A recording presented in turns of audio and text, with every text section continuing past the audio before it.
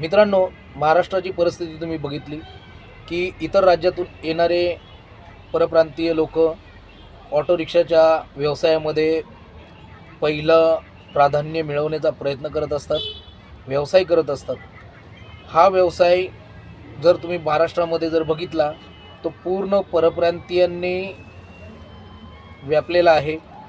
Auto rickshaw लाईनमध्ये जर तुम्ही बघितलं, कारण की आता आपण ऑटो रिक्षा संदर्भातल्या विषयी चर्चा घेत आहोत, तर तुम्ही महाराष्ट्रामध्ये बघितलं की ऑटो रिक्षा लाईनमध्ये किती परप्रांतीय आहेत आणि आपला मराठी माणूस कुठे ना कुठेतरी पाठीमागे पडत चाललेला दिसत आहे. काय कारण आहे ते आज आपल्या ऑटो रिक्षा चालक मित्र आहेत माझ्याबरोबर, त्यांच्याकडूनच जाणून घेणार आहोत की मराठी माणूस का पाठीमागे पडलेला आहे आणि ह्या क्षेत्रामध्ये आपला मराठी माणूस का येण्याचा प्रयत्न करत नाही. त्याच्या व्यतिरिक्त तुम्ही काय सांगू शकता का? सांगा जरा भाऊ. नमस्कार. प्रशांत भाऊने हा प्रश्न विचारलेला हा एकदम चांगला प्रश्न विचारला त्यांनी. हां, सर्वात पहिले म्हटले की सांगायला लाज वाटते की आपल्या महाराष्ट्राच्या लोकांना, काही तरुणांना लाज वाटते की बाबा मेहनत करून खाण्यासाठी आपल्याला लाज येईल असं कोण काहीतरी बोललं, अरे हा मुलगा रिक्षा चालवतो, हे करतो. काय नाही, तुम्ही ज्या कंपनीमध्ये किंवा दुकानात तुम्ही जॉब करता तिकडे झाडू पोचा तर लावता का ना जाऊन, तेव्हा तुम्हाला लाज वाटत नाही का? तुम्ही ज्यावेळेस कामाला जाता वेळेनुसार तिथं झाडू पोचा करावा लागतो, हे करतो, तेव्हा लाज तुम्हाला वाटत नाही. ह्या मुद्द्यावर मी बोलतो की बाहेरची लोक परप्रांतीय येऊन इकडे त्याने दास्तान बसवलं आहे की इकडचा रहिवासी दाखला करतात, आधार कार्ड, पॅन कार्ड, इकडचे जे प्रोसेस आहे त्याने पैसे खर्च करून रिक्षा, ऑटो रिक्षा घेतात स्वतःच्या बळावर. मग आपण का मागं राहतो? तुम्ही प्रयत्न करा. तुम्ही कशाला दुसऱ्यांची ताब्यादारी करता? स्वतःचा व्यवसाय करा तुम्ही. भरपूरदा असा विषय कधी कधी समोर येत असतो स्थानिक लोकांच्या समोर की परप्रांतीयाच्या गाडीमध्ये बसल्यानंतर अरेरावी केली जाते किंवा जास्त भाडं आकारलं जातं आणि आपली मराठी माणसं नसल्याकारणाने आपल्याला नाईलाजास्तव त्यांच्या गाडीमध्ये प्रवास करायला लागत असतो आणि आपला मराठी माणूस मराठी माणसाच्या ऑटो रिक्षामध्ये प्रवास करत नाही. बहुतेकदा भरपूर वेळा असं बघितलं बी असेल आणि आपणही बाहेर कुठेतरी गेल्यानंतर प्रवास करत असताना तुम्ही हा विषय तुमच्यासमोर आला असेल की बाहेरचा परप्रांतीय इथल्या स्थानिक लोकांना किंवा महाराष्ट्रातील लोकांना कुठे ना कुठेतरी अरेरावी करत असतो, भाडं जास्त घेत असतो, कुठे नाकारत असतो. त्या संदर्भात मी तुम्ही काय सांगते? अरेरावीची भाषा तर त्यांची असतातच. कारण की पहिली गोष्ट म्हटली की इथं जे कॅब ड्रायव्हर, रिक्षा चालक जे आहेत हे सर्व 75% परप्रांतीय आहेत. 75%.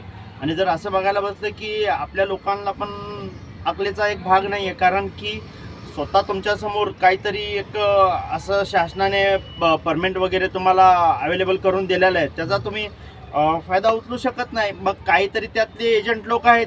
एजंट लोक तर काय करणार, तो त्यांचा धंदा आहे, त्यांना पैसा हवा आहे.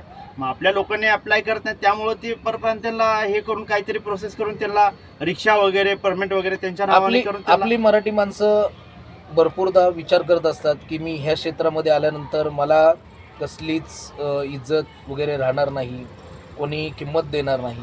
पण असं आपल्याला कुठेतरी जाणवलं का की आपल्या लोकांकडून आपल्याला कुठेतरी त्रास वगैरे झालेला आहे किंवा आपल्या मराठी लोकांकडून, प्रवाशांकडून कुठेतरी त्रास होत आहे असं वाटतं का तुम्हाला? नाही, अशात ते बाब काय नाही. आणि आपण जे रिक्षा चालवतो हा एक धंदा आहे आणि धंदा कमवून खाण्याच्या बाबतीत काही भीती बाळगू नये, अजिबात नाही. तुम्ही छाती डोकून तुम्ही धंदा पाणी करू शकता. आपला महाराष्ट्र, आपण का घाबरायचा? आपण थोडी ना दुसऱ्या राज्यात जाऊन आपण धंदा पाणी करतो. मग शासनाने एक व्यवसाय निर्मिती करून दिलेली आहे महाराष्ट्रातील लोकांनाही, आणि भरपूर लोक परप्रांतीय फायदा उचलताना बघत दिसतात तुम्ही. आणि आपल्या इकडली गावाकडली जी लोकं आहेत ती जास्त करून व्यवसाय क्षेत्रामध्ये स्वतःचं प्राधान्य देत नसतात, प्राधान्य ते घेत नसतात किंवा व्यवसाय ते करत नसतात.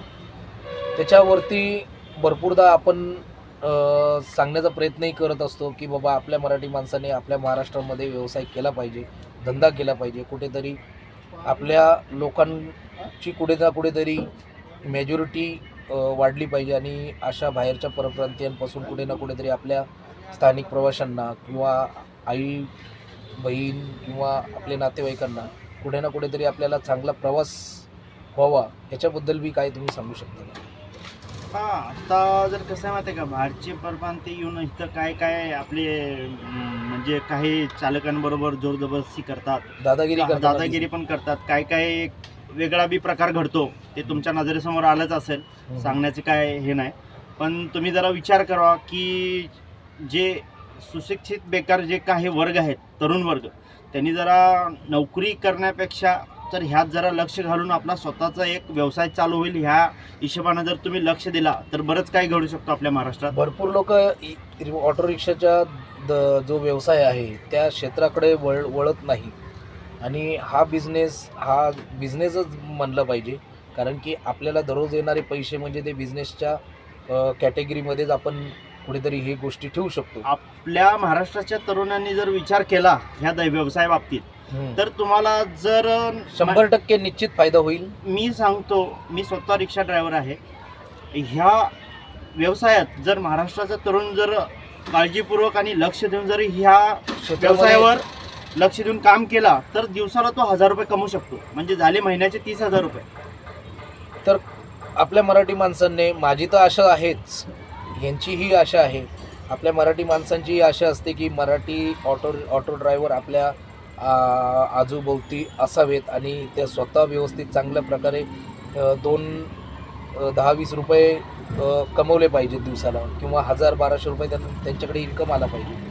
या दृष्टिकोनातून भरपूरदा आपण विचार करत असतो की आपल्या महाराष्ट्रामध्ये आपण राहून जर आपला हा व्यवसाय आपण करू शकत नसतील आणि बाहेरचा येऊन जर ह्या व्यवसायावरती जर ताबा मिळवत असेल, मग आपण झोपल्यासारखं आपण करत असतो.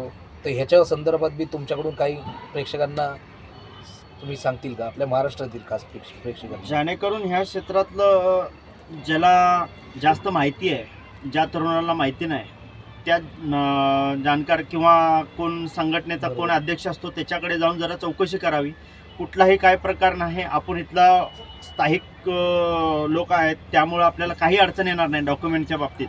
फटाक दिशेने आपले काम पण होऊन जातील. आणि काय माहिती आहे काय, ही जरी लोक बाहेरनं येऊन जे प्रोसेस करून ह्यांनी इथं सगळं म्हणजे व्यवसाय बस्तान बसवलंय, मग आपण का करू शकत नाही?